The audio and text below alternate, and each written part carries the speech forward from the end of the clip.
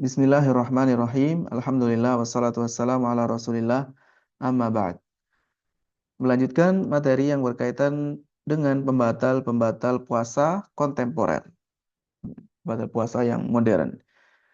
Di antara pembatal puasa dalam hal ini adalah yang pertama bakhokhur ribu, bakhokh ar-rabu, yaitu inhaler asma, alat semprot obat berbentuk aerosol untuk membuka saluran nafas. Ini dengan cara dihirup melalui mulut. Ini membatalkan puasa. Kemudian yang kedua adalah as-saijarah atau rokok, sigaret, rokok, produk tembakau yang dibakar, kemudian asapnya dihirup melalui mulut. Karena asapnya mengandung zat-zat, ya, di antaranya nikotin dan partikel-partikel yang masuk ke dalam tubuh. Dan ini hukumnya membatalkan puasa. Yang ketiga adalah al-mada'ah, asyishah atau al-arjilah. Maksudnya adalah shisha yang ada selangnya atau hookah atau biasa disebut juga dengan rokok air. Ini alat merokok yang asapnya disaring melalui air. Ini juga membatalkan puasa. Kemudian at-tahamil. At-tahamil. At-tahamil adalah supositoria. Supositoria, obat yang bentuknya padat yang dimasukkan melalui kubul atau dubur. Dan caranya seperti itu. Ada obat tertentu yang semacam itu dan dia meleleh ke dalam tubuh setelah dimasukkan. Selanjutnya adalah al-huqan atau al-huqnah asyarjiyah. Al-huqnah asyarjiyah yang biasanya dikenal dengan istilah enema, cairan pembersih usus, cairan yang dimasukkan ke dalam rektum untuk terapi atau pembersihan. Kemudian segala benda, kullu ain, segala sesuatu yang masuk melalui kubul atau dubur, melalui kemaluan depan maupun kemaluan belakang, baik laki-laki maupun perempuan. Baik itu obat, cairan, atau alat-alat apapun yang masuk ke dalam dua jalur ini. Selanjutnya adalah minzarul ma'idah. Minzaru al-ma'idah, yaitu endoskopi lambung. Alat yang dimasukkan selang, yang ada kameranya, dimasukkan ke dalam lambung melalui mulut. Terkadang juga ada cairan tambahan atau yang lainnya. Begitu juga kullu ainin tadkhulu abral anfi wal fam. Segala benda yang masuk melalui hidung maupun mulut, baik itu makanan, minuman, obat-obatan atau alat apapun.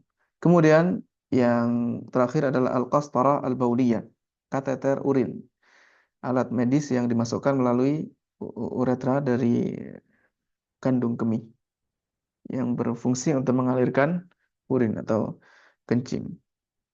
Ini adalah pembatal-pembatal puasa yang kontemporer. Adapun hal-hal yang tidak membatalkan puasa, diantaranya adalah mencicipi makanan, kemudian mencium aroma-aroma parfum yang harum, lalu donor darah, kemudian diambil darah untuk dicek di lab. Masalah-masalah yang berkaitan dengan puasa. Obat pencegah haid bagi wanita. Apabila seorang wanita meminum obat pencegah haid sehingga dalam bulan Ramadan dia tidak haid sama sekali, maka hukum menggunakan obat ini diperbolehkan. Dan hukum puasanya, karena memang tidak keluar darah haid, maka puasanya sah. Sahih, yaitu sah. Berikutnya adalah rahasia-rahasia atau hal-hal yang menjadi rahasia-rahasia dalam berpuasa. Keutamaan puasa dan keutamaan orang yang melakukan puasa. Puasa ini adalah salah satu ibadah yang Allah sandarkan kepadanya, kepada Allah Azza wa Jalla. Dibandingkan ibadah-ibadah yang lain, tidak disebutkan hal tersebut. Sebagaimana dalam riwayat, setiap amalan hamba itu bagi dia, kecuali puasa. Fa innahu li, itu untukku, kata Allah Azza wa Jalla. Dan Allah yang membalasnya. Kemudian karena ada pintu surga yang namanya Ar-Rayyan, yang hanya khusus dimasuki oleh orang-orang yang ahlus saum, orang-orang yang berpuasa. Lalu mereka mendapatkan pahala orang-orang yang bersabar karena mereka bersabar menahan diri dari hal-hal yang awalnya eh, diperbolehkan dan mereka mengharapkan wajah Allah Azza wa Jalla. Kemudian orang yang melakukan puasa, mereka mendapatkan janji bertemu dengan Allah Azza wa Jalla karena mendapatkan pahala puasa mereka.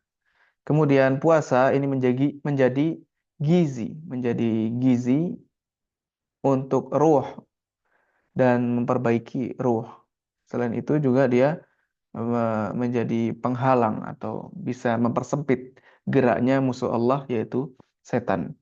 Bagaimana dalam hadis keutamaan apabila datang bulan Ramadan, maka dibukakan pintu surga, kemudian ditutup pintu-pintu neraka dan dibelenggu atau dirantai setan-setan. Derajat orang-orang yang berpuasa. Ada puasa yang derajatnya derajat umum, yaitu sekedar dia menahan diri dari syahwat perut dan syahwat kemaluan.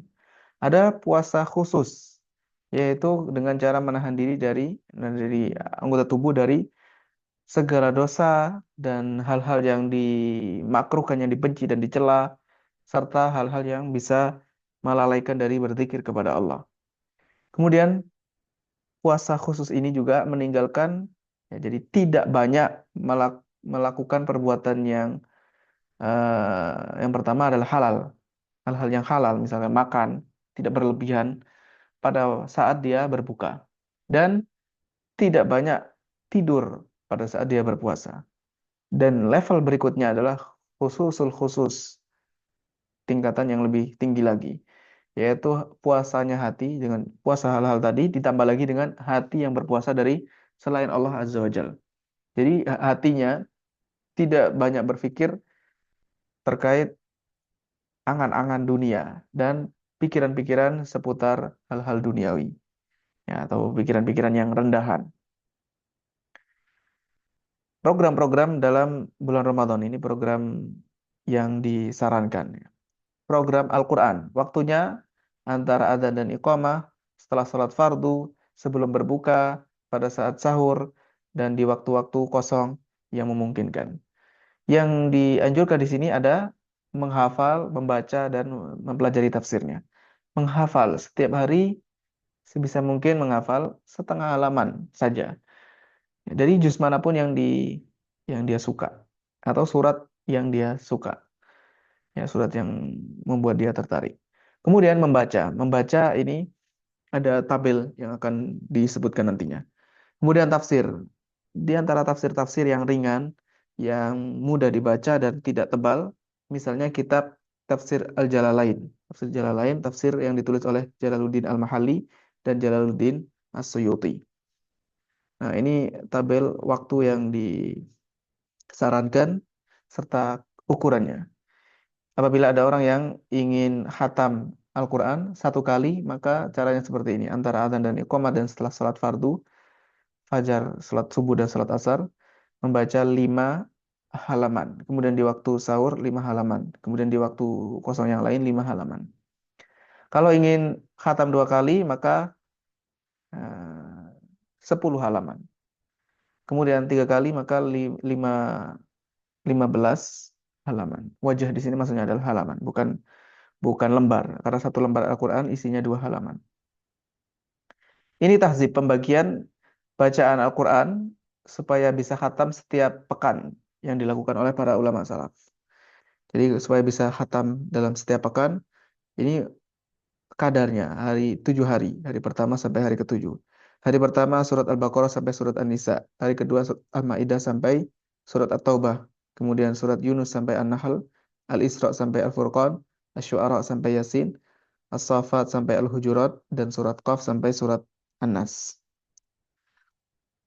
Berikutnya adalah program tarbiyah, pendidikan. Ya, di sini disebutkan menjaga sholat fardu dalam berjamaah bagi laki-laki. Kemudian duduk, berzikir, dan berdoa setelahnya. Tidak buru-buru langsung pulang. Kemudian menjaga sholat-sholat sunnah, sholat sunnah rawatib, sholat duha, sholat witir. Kemudian memperbanyak berdoa, memperbanyak istighfar, dan bersedekah. Kemudian membaca kitab-kitab yang bisa memperkuat iman, menambah iman. Di antaranya contohnya kitab Syakhsiyatul Muslim, karya Dr. Muhammad Ali Al-Hashimi. Dibaca 12 halaman setiap hari. Atau buku-buku yang lain dalam bahasa Indonesia. apabila kita kesulitan untuk belum bisa membaca bahasa Arab. Ada beberapa ide yang berkaitan dengan keluarga. Misalnya untuk keluarga sambil melatih anak-anak misalnya begitu, maka dibaca bersama-sama doa iftar, doa berbuka puasa. Dhahabat dhama'u wa batalatil uruqu wa thabatal ajru insyaallah. Atau doa yang lain boleh dibaca ketika berbuka atau sebelum berbuka. Kemudian membaca tafsir dan kitab ini bergantian bergiliran. Lalu membantu ibu atau membantu istri dalam menyiapkan makanan berbuka dan sahur. Kemudian berkumpul dan saling tolong-menolong menyiapkan zakat fitr. Lalu berkunjung mengunjungi kerabat eh, dan dan keluarga-keluarga yang jauh juga mengunjungi para sahabat, mengunjungi teman-teman, orang-orang yang soleh. Lalu membeli pakaian yang baru atau menyiapkan persiapan untuk hari raya karena dijelaskan oleh para ulama bahwasanya menunjukkan kesenangan pada hari raya adalah suatu ibadah supaya menunjukkan kesenangan. Pada akhirnya kita memohon kepada Allah agar memberikan kita rizki, ilmu yang bermanfaat, memberikan kemudahan untuk bisa bermanfaat, memberikan ilmu yang bermanfaat, memberikan manfaat ilmu yang telah Allah ajarkan kepada kita. Walhamdulillahi Rabbil Alamin.